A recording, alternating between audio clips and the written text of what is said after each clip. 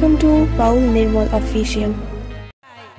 আমরা তিন রকম কৃষ্ণ দেখতে পাই শাস্ত্রের পাতায়, তাই তুমি বা কোন কৃষ্ণ হলে আমার জানা নাই।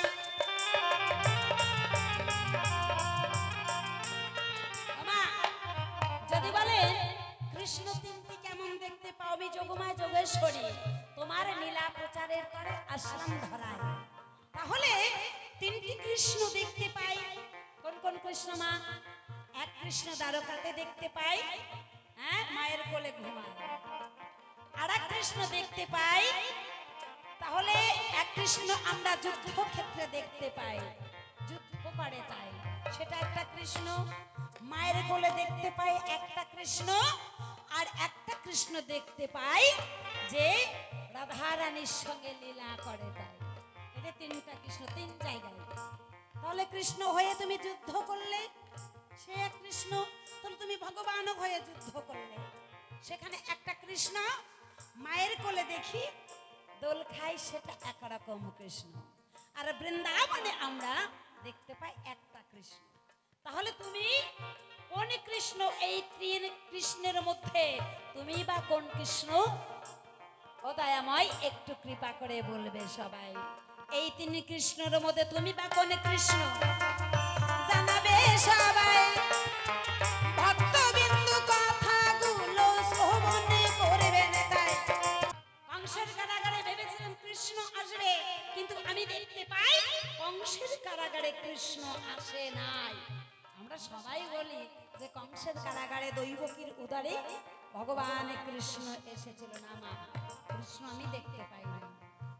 কংসের কারাগারে তুমি কেবা আসলে জানাবে সবাই, এই কথাটি ও দয়াময় আমার জানা নাই।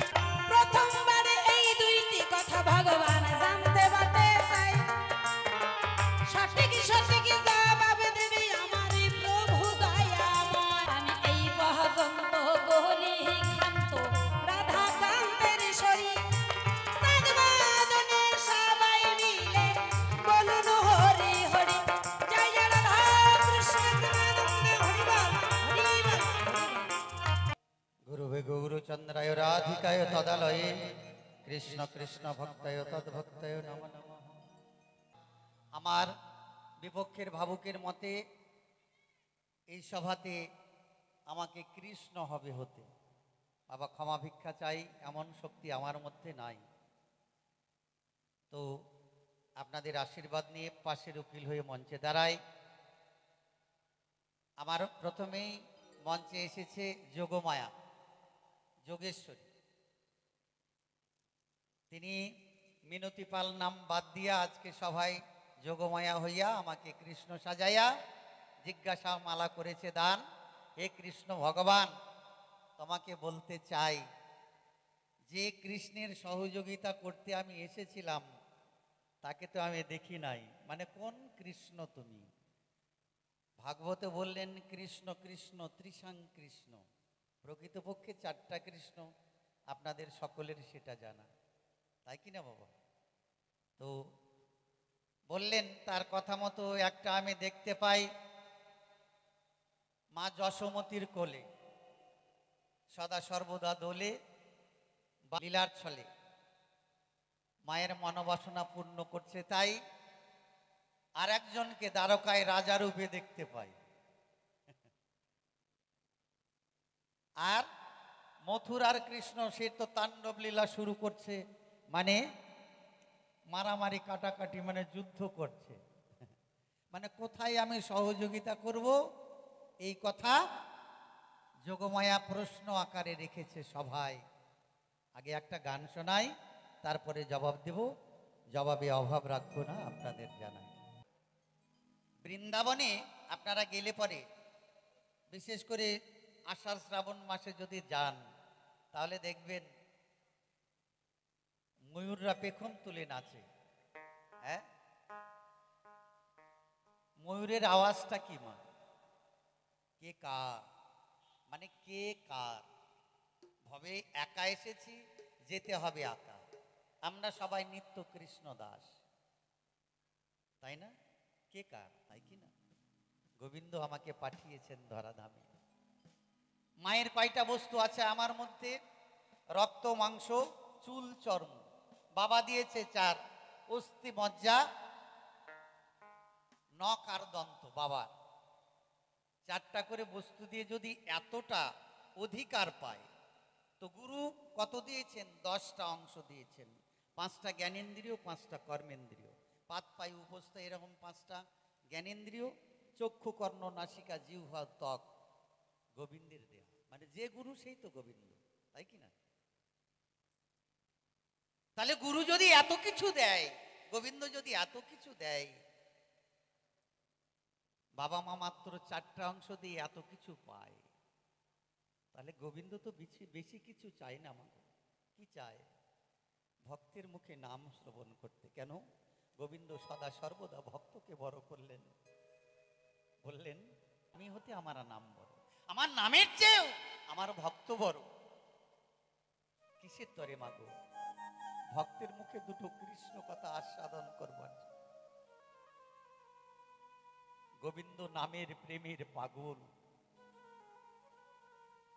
যদি কোনো ভক্ত 2 ফোঁটা নয়ন জল দিয়ে যদি বলে, ওগো দয়াময়, পাঠিয়েছো তুমি ধরায়, তোমাকে দেব, আমার কাছে এমন কিছু নাই, আছে মাত্র 2 ফোঁটা নয়ন জল। মন্ত্রশির পত্তরের উপর দিয়ে এই 2 ফোঁটা নয়ন জল যদি কোনো ভক্ত বা ভক্তা নিবেদন করে, ওম গোবিন্দায় নমঃ, ওম গোবিন্দায় নমঃ, ওম গোবিন্দায় নমঃ, ভগবান সেই ভক্তের কেনা গোলাম হয়ে যায়। গোবিন্দই হচ্ছে একমাত্র বন্ধু, যিনি করুণার সিন্ধু। 4 জনায় কাঁধে নিয়ে যখন বলবে বলো হরি, হরি বল,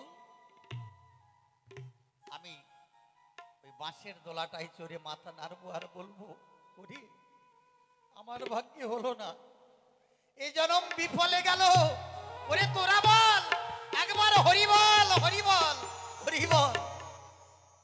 তাহলে যদি কাঁদতে হয়, যোগমায়া তোমার কাছে বলতে চাই, গোবিন্দর নামে আঁখি ঝরাও, তাতে গোবিন্দ তুষ্ট হয়। বললেন ভক্ত আমার মাতা পিতা, ভক্ত আমার গুরু, ভক্ত আমার নাম রেখেছে বাঞ্ছা কল্পতরু, ভক্ত দিলে খাই নইলে উপবাসে যাই, আমার ভক্তের হাতে প্রেমের ডুরি, আমাকে যেদিকে ঘোরায় আমি সেদিকে ঘুরি। যদি গোবিন্দকে ডাকা যায়, গোবিন্দ গোলকে থাকে না মাগো, ভক্তের মাঝে এসে সদা সর্বদা উদয় হয়।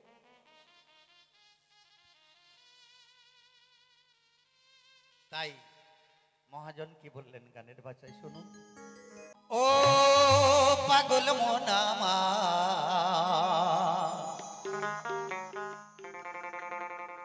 কৃষ্ণ কৃষ্ণ জপ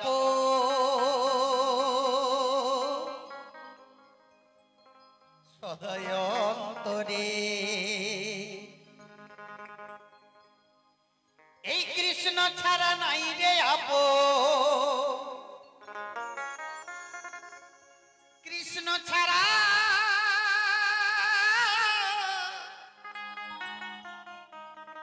নাই রে আপন, এ ভব সংসারে রে, কৃষ্ণ কৃষ্ণ জপ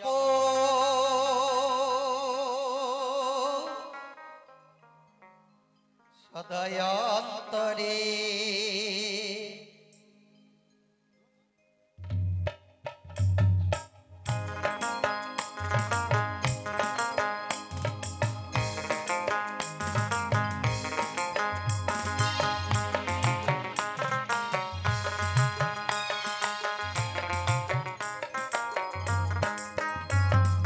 কৃষ্ণ ছাড়া নাই রে আপন, কৃষ্ণ ছাড়া,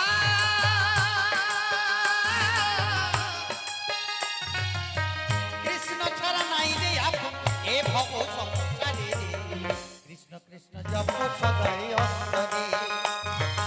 ও পাগল মন আমার, কৃষ্ণ কৃষ্ণ জপ সদয় অন্তরে, কৃষ্ণ কৃষ্ণ জপ সদয় অন্তরে। করে। জয় জয় রাধা গোবিন্দ প্রেমানন্দে হরিবল হরিবল।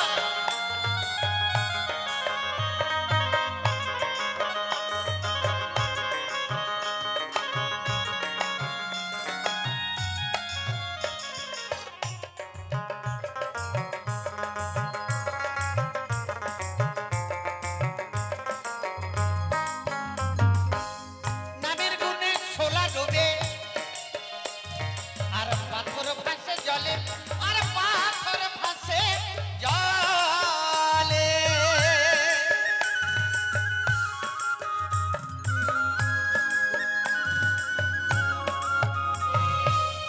নামের গুণে রত্নাকরকে ঋষি বাল্মীকি বলেন, ঋষি বাল্মীকি বলে।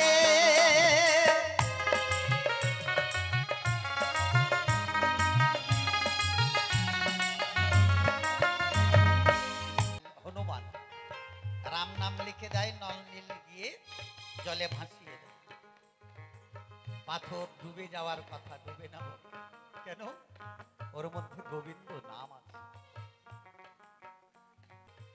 রত্নাকর দস্যু ছিল, রাম নাম বলতে বলছিল, রাম নাম জপ হয় না তার, মরা মরা বল। নারদ বলল, বেশ মরা নাম তুমি জপ করতে থাকো এই মরা বৃক্ষের নিচে। যেদিন তোমার সাধনা পূর্ণ হবে তখন দেখবে মরা গাছটা শাখা প্রশাখায় ফুলে ফলে পরিপূর্ণ হয়ে যাবে, সেই দিনই বুঝবে তোমার সাধনা পূর্ণ। তুমি লিখবে রামায়ণ। রাম জন্মাবার 10,000 বৎসর আগে রামায়ণ লেখা হয়েছিল। নামের কত মহিমা দেখো। তোলা ডবে পাথর ভাসে জলে, আর পাথর ভাসে জলে।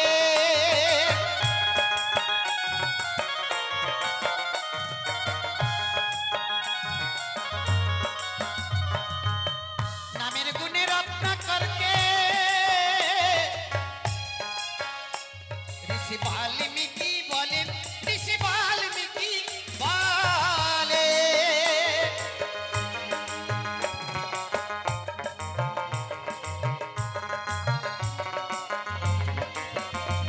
তার রাম নাম আসেনি মুখে, রাম নাম আসেনি মুখে, সদা মরা মরা জপ করে, কৃষ্ণ কৃষ্ণ জপ সদাই অন্তরে।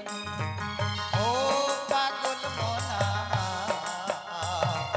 কৃষ্ণ কৃষ্ণ জপ সদাই অন্তরে।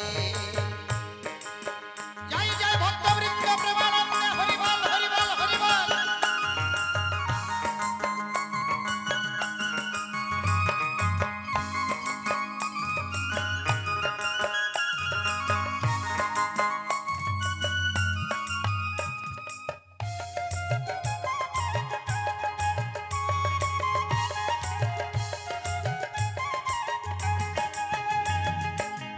মীরা রানী পাগলিনী এই কৃষ্ণ নামের তরে, এই কৃষ্ণ নামের তরে।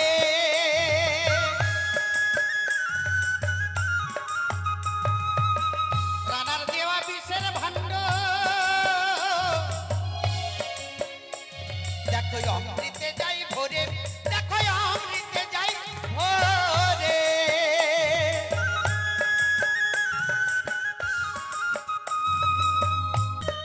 রানার দেওয়া বিষের ভাণ্ড দেখো অমৃতে যাই ভোরে, দেখো অমৃতে যাই ভোরে।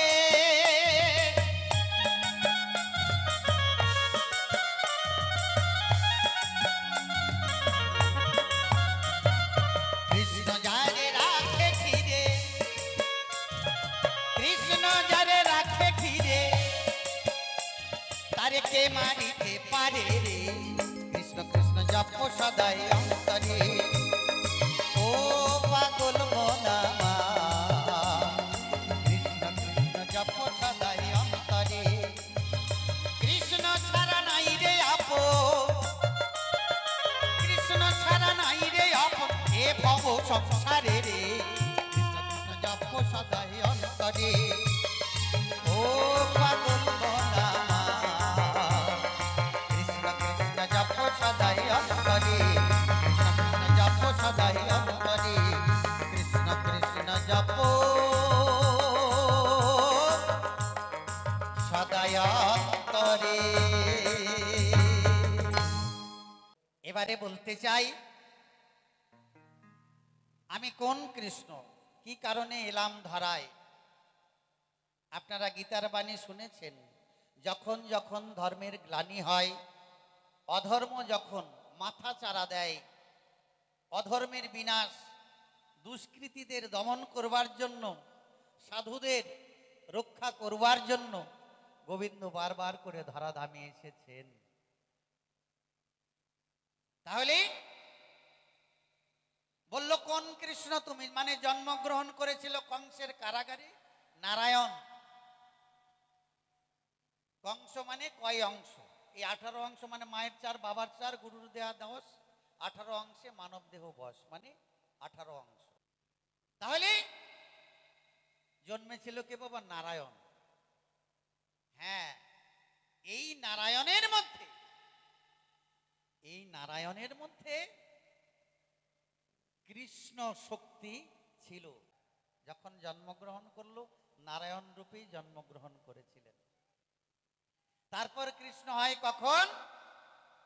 যখন যমুনা পার হতে যায়, যখন যমুনা পার হয়ে যাচ্ছে, বাবার মাথার উপরে আছে, চিন্তা করছে যমুনার সঙ্গে দুটো কথা বলে যায়, ছলনা করে যখন নদীতে পড়ে যায়, কিছুতেই যমুনা আর ছাড়বে না, বলছে আর ছাড়ার উপায় নাই, তোমার চরণের জন্য যোগী ঋষি বসে থাকে যোগ সাধনে, কত সাধুগুরু বৈষ্ণব ঘোরে তোমার সন্ধানে, শুধু মানব নয় দানব দেবতারা পর্যন্ত তোমার আরাধনা করে। এসেছো যখন আমার ঘরে, সেবা করব তোমার, তবে আমি ছাড়বো না। বলছে আমাকে ছেড়ে দাও, অনেক কর্ম রয়েছে। বলছে না, বিশ্বাস হয় না, তুমি একবার যদি ফাঁকি দিয়ে চলে যাও তাহলে তুমি আর ফিরে আসো না। বলছে তার নিদর্শন স্বরূপ আমি যে আসবো তোমার পক্ষে, একা নয় যুগলে আসবো তোমার পক্ষে বিলাস করতে। এই যে দুটো হাত তোমাকে দিয়ে গেলাম, গঙ্গার কাছে দুটো হাত রেখে, মানে যমুনাতে দুটো হাত রেখে কৃষ্ণ হয়ে আবার ফিরে এলেন বাবার মাথায়। এই কৃষ্ণর সহযোগিতা করবে তোমাকে জানাই, আগেই তোমার সঙ্গে কথা হয়েছিল, আমাকে সব সময় তুমি সহযোগিতা করবে। তা তুমি কারাগার থেকে সহযোগিতা করা শুরু করেছো। বৃন্দাবনে যত লীলা গোবিন্দ করেছেন, যোগমায়া যদি না থাকতো তাহলে কোনো লীলা করা গোবিন্দের পক্ষে সম্ভব হতো দন্তান্ময় আকারে না। একটা গোলকের কৃষ্ণ, বৃন্দাবনের কৃষ্ণ, মথুরার কৃষ্ণ, দ্বারকার কৃষ্ণ। তাহলে তুমি সদা সর্বদা বৃন্দাবনের থেকে রাধারানীকে ডেকে আমার লীলায় সাহায্য করবে। সেই জন্য তোমাকে বলতে চাই কোন কৃষ্ণের জন্য এসেছো ধরায়। তাহলে রাধার সৃষ্টি হলো কোথা থেকে? রাধা শব্দের অর্থ কি? মাত্র একটা জিজ্ঞাসা করেছি, রাধাটা কি তত্ত্ব? জানিয়ে হই আমরা মত্ত। একটা মাত্র জিজ্ঞাসা করেছি, দান রাধা এসে করবে সমাধান। তিনি কে? উজ্জ্বল দাস বাউল, মালদাতে যার নিকেতন, সে নাম বাদ দিয়ে আজকে সবাই রাধা হইয়া জবাব করবে দান, পুরাবে সবার মন আর প্রাণ। তো আমি জবাবটা সংক্ষেপে দিয়ে দেবো, জবাবের অভাব রাখবো না, কিঞ্চিত দিতেই হবে বাবা, কারণ রাধা তত্ত্বই শ্রেষ্ঠ তত্ত্ব। আর রাধা তত্ত্ব সবার দ্বারা বর্ণনা করা সম্ভব নয়। যিনি মহাভারত লিখেছেন, ভাগবত রচনা করেছেন ব্যাসদেব মুনি, তিনি যখন কৃষ্ণ কথা লিখেন তখন গটাগট লিখে দেন, তাড়াতাড়ি লিখে দেন, কিন্তু যখন রাধা কথা লিখে তখন আর লিখতে পারে না, তার হাত কাঁপে। কারণ রাধা তত্ত্ব এতই নিগুড় তত্ত্ব, যে তত্ত্ব সকলের দ্বারা বর্ণনা করা সম্ভব নয়। অল্প ভাগ্যে অবৈরাগ্যে ওরে চিনবে কি মন শ্রীরাধা,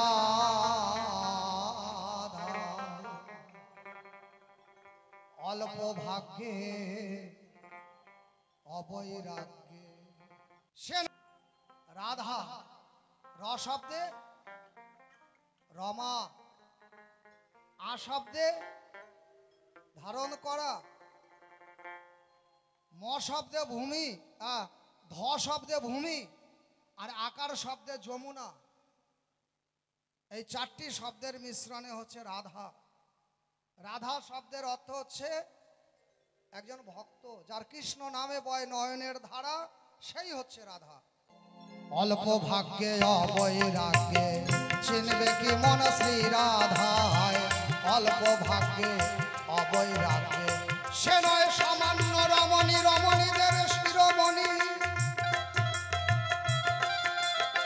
এই মানব দেহের সুষমনা চিত্রাণী তিনি, আছে সুষুপ্তা, সুষুপ্তা সাপিনী।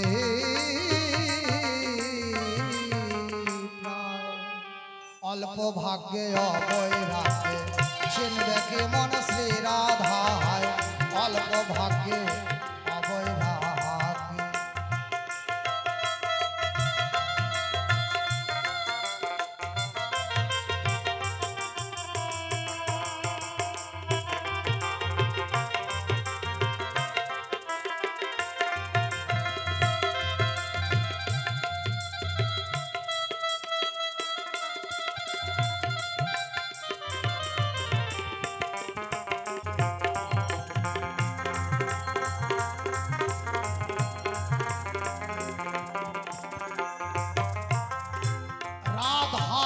শক্তি বলয় আকারে ও জীবের মূলাধারে পারে ঘুম, যোগে জাগে জাগাইয়া দেখো রাধার লীলার ধূম।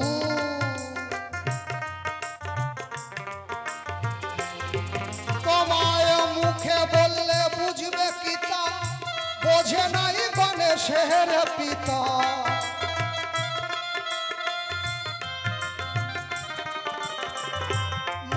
বললে বুঝবে পিতা, বোঝে নাই গণেশের পিতা।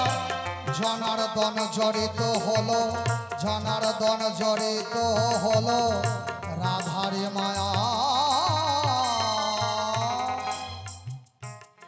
অল্প ভাগ্যে অবৈরাগ্যে চিনবে কি মন শ্রী রাধায়, অল্প ভাগ্যে অবৈরাগ্যে।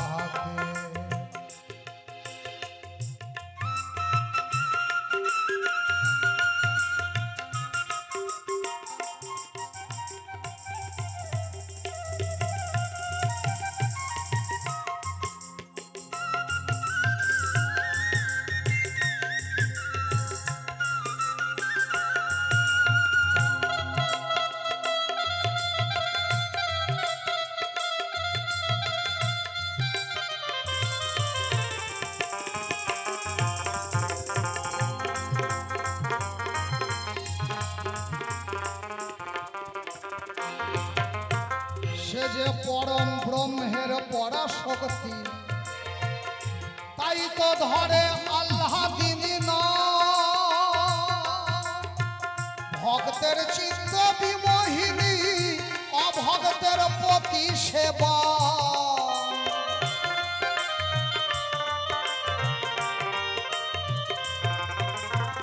পরম ব্রহ্মের পরাশক্তি, তাই তো ধরে আল্লাহ দিনী নাম।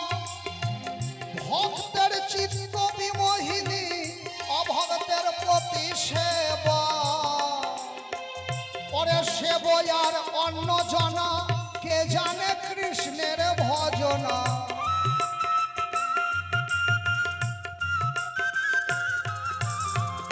সেবয়ার অন্য জনা, কে জানে কৃষ্ণের ভজনা। জনার্দন জড়িত হলো রাধারে মায়া। অল্প ভাগ্যে অবৈরাগ্যে চিনবে কি মন শ্রী রাধায়, অল্প ভাগ্যে অবৈরাগ্যে।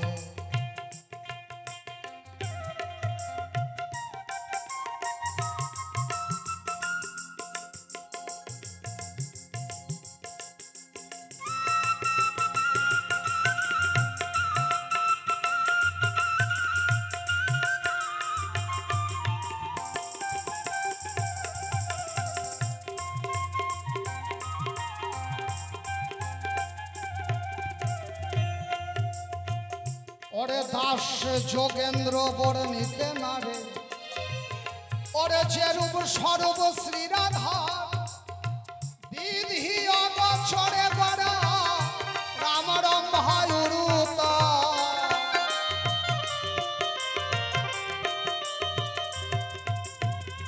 রাধার জন্ম যিনি গোলকবাসিনী রাধা তিনি আমার কৃষ্ণের অঙ্গের আধা। রাধার কৃষ্ণ দুইটা দেহ মাত্র, রাধা কৃষ্ণ দুইটা দেহ, কিন্তু মন প্রাণ আত্মা চিন্তা ভাবনা ধ্যান ধারণা এক দেহ থেকেই দুই দেহ হয়েছে। যেদিন ক্ষীরোদ সাগরে ভেসেছিলেন সাঁই, নিজের প্রতিচ্ছবি জলে পড়ে, তখন আমার গোবিন্দের মনে হয় যে এক দেহে লীলা হয় না, এক দেহে কখনো আনন্দ উপভোগ করা যায় না। তাই তিনি তার অঙ্গ থেকে তার আরাধিকা রাধা রানীর জন্ম দিলেন। সেই রাধা হচ্ছে গোলকবাসিনী রাধা। এইভাবে রাধার জন্ম। আর আমাদের বৃন্দাবনের রাধা লীলাকারী রাধা, যে রাধা লীলাকারী রাধা, সেই রাধার আছে বিরহের জ্বালা। কৃষ্ণের সঙ্গে তার বিরহ আছে, কিন্তু আসলে রাধার সঙ্গে কৃষ্ণের কোনো বিরহ নাই। গোলকে তারা বসে আছে এক ঠাঁই, তার না আছে কৃষ্ণের গরু চড়ানোর খেলা, আর না আছে রাধার বিরহের জ্বালা। তা বৃন্দাবনে যে রাধার জন্ম হয়েছে, সেই রাধা হয়েছে পদ্ম ফুলের মধ্যে। তাই রাধার আর এক নাম হচ্ছে কমলিনী। বিশ্বভানু রাজা তার স্ত্রী কীর্তিকা দেবী, আগের জন্মে ছিল তৃণবিন্দুমণি আর কলাবতী। তারা বিষ্ণুর সাধনা করে সন্তুষ্ট করলেন। তাই তৃণবিন্দুমণি বললেন, তোমার অর্ধাঙ্গিনীকে মানে মহালক্ষ্মীকে কন্যা রূপে চাই। বলো পরের জন্মে হবে, এ জন্মে নয়। তাই পদ্ম ফুলের মধ্যে রাধা বীজ আমার গোবিন্দ যমুনায় ভাসিয়ে দিলেন। কীর্তিকা দেবী চান করছিল, পেটে লাগলো, সেটা নিয়ে ঘরে গিয়ে ঠাকুর ঘরে রাখলো। আস্তে আস্তে ফুল বড় হয়, ফুলের মধ্যে রাধা বড় হয়। 10 মাস যখন গেল, যখন কীর্তিকা দেবীর আবার রজস্বালা হলো, মাসে মাসে রজস্বালা হয়, ওই রজের মধ্যে গড়াগড়ি দিয়ে শরীরে রক্ত লাগিয়ে মানুষকে ঘোষণা করে দিল যে বিশ্বভানু রাজার কন্যা হয়েছে, রাজনন্দিনী হয়েছে। কে না রাধা। তাই পদ্ম ফুলে জন্ম বলে তার প্রথম নাম হচ্ছে কমলিনী। তাই বললেন, ওরে দাস যোগেন্দ্র বর্ণিতে নারে ওরে যে রূপ স্বরূপ শ্রী রাধা, ওই বিধি অগোচরে গড়া রাম রম্ভায়ুরূপ। জটিলা কুটিলা তারে চিনতে পারে কি প্রকারে।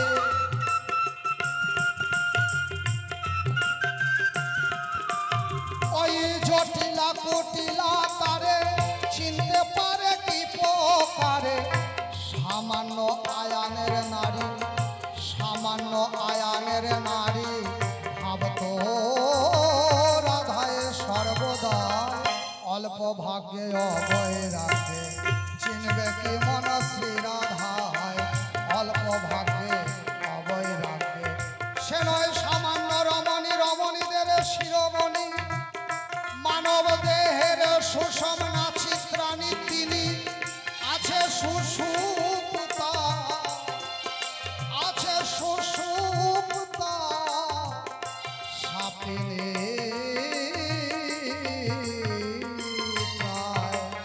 অল্প ভাগ্যে অভয় রাখে চিনবে কি মন শ্রী রাধায়।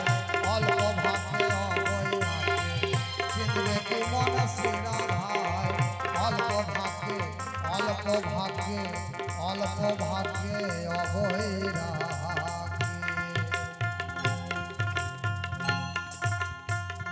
রাধা রানী নামটি ধরি গো আমি দাঁড়ালাম সভায়।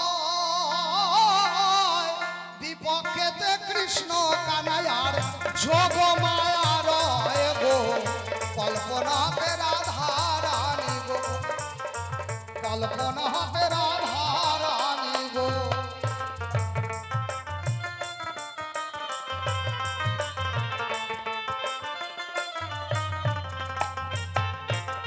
এই যে 16 নাম 32 অক্ষর, তার মধ্যে যে 8টা হরে 4টা কৃষ্ণ 4টা রাম, এই 8টা হরে হচ্ছে অষ্ট সখী বাবা, অষ্ট সখী।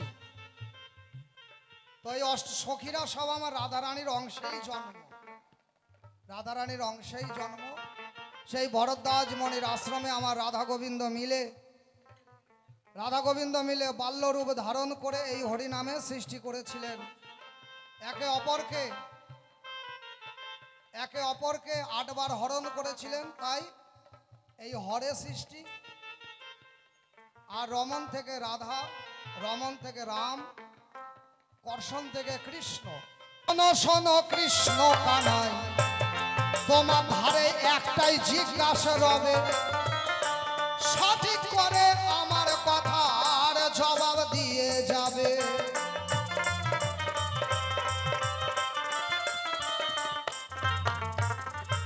আর যোগমায়ার কাছে আমার একটা জিজ্ঞাসা রবে, দুজনের কাছে 2টা প্রশ্নের উত্তর সবাই পাবে। তোমার একটাই জিজ্ঞাসা কৃষ্ণের কাছে, বলে যাবে সভা মাঝে, যে জন্ম হলো কংসের কারাগারে নারায়ণের। কার জন্ম হয়েছিল কংসের কারাগারে? নারায়ণ, 4 হাত শঙ্খ চক্র গদা পদ্মধারী নারায়ণের আবির্ভাব হলো। আর আমরা জন্মাষ্টমী কার পালন করি? তা না, আমরা কৃষ্ণের হ্যাপি বার্থডে পালন করছি। হরি বল হরি বল। তাহলে জিজ্ঞাসা একটাই, আর যোগমায়ার কাছে একটা জিজ্ঞাসা। এই যোগমায়ার কাছে একটাই জিজ্ঞাসা, সঠিক করে জবাব দিয়ে আমায় করবে খুলাসা।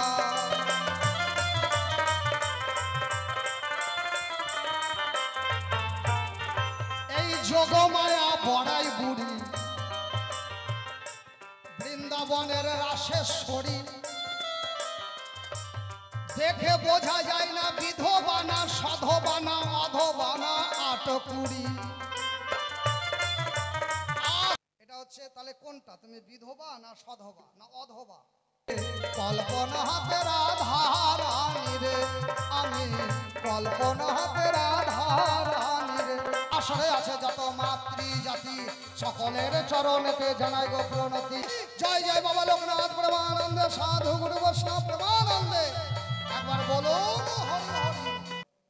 তো একটা কথা বলে যাই, এই নির্মল বিশ্বাস হচ্ছে আমার সম্পর্কে কাকা গোসাই। আমাদের দুজনের খুব মধুর সম্পর্ক। এখন আমরা রাধা কৃষ্ণ ভাবধারায়, এবার মঞ্চে আসবে আমাদের যোগমায়ায়। তোকে জিজ্ঞেস করতাম না বাবা, তাহলে এটাই বললাম তোর ঠাই, যে আয়ান ঘোষ তোর স্বামী, এটা আমরা সবাই হলে কৃষ্ণের সঙ্গে তোর কিসের সম্পর্কটা রবে? তুমি এসো এসো রাধা কৃষ্ণ, এই দ্বন্দ্ব মোহনাই গো, এইবার আমরা সবাই মিলে, এইবার আমরা সবাই মিলে একটু মিলন গীতি গাই গো। তোমরা এসো এসো রাধা কৃষ্ণ দ্বন্দ্ব মোহনাই গো, এসো এসো রাধা কৃষ্ণ। রাধা রানী একটা কথা জানতে চাইলো, সেই কথাটি বলবো ভালো, এই কথাটি ভক্ত বিন্দু, এই কথাটি ভক্ত বিন্দু শ্রবণ করবেন তাই গো। ব্রাহ্মণ্য দেব আমার স্বামী ছিল, এই কথাটি বলা হলো। তাহলে ব্রাহ্মণ দেব আমার স্বামী, তিনি আমার স্বামী ছিল আগে। একদিন সাধনার তরে সন্ন্যাস নিয়ে চলে যায়। কি বলবো মা? সাধনার তরে সন্ন্যাস নিয়ে চলে যায়, তিনি আর কোনোদিন ফিরে আসলো না। তাই তাহলে সন্ন্যাস যারা নেয় তাদের স্ত্রীরা বাবা শাখা সুদূর করে না, তাই বেঁচে থাকেন তিনি। তাহলেও বেঁচে আছে, তাহলে তার নামে আমার শাখা পড়া দরকার। এই কারণেই এক হাতে শাখা পড়ি, আর সন্ন্যাস নেবার তরে এক হাতে পড়ে না। বাহ, কপালে সিঁদুর বেশ নাই, ভালো বললে। সিঁথিতে সিঁদুর নাই। তোমার স্বামীর মৃত্যু হতে পারে না, কারণ তিনি দেবাদিদেব মহাদেব, তিনি ব্রাহ্মণ্য রূপ ধরে এসেছিলেন, সেই জন্যই তোমার এই রকম দশা। বুঝে গেলাম আমি। এইবার আমার কাছে যা রাধা জিজ্ঞাসা করে, শোনো রাধা কর্ণ ভরে, কেন নরলোকে কৃষ্ণের জন্মাষ্টমী পালন করে, জানাবো সবাই গো।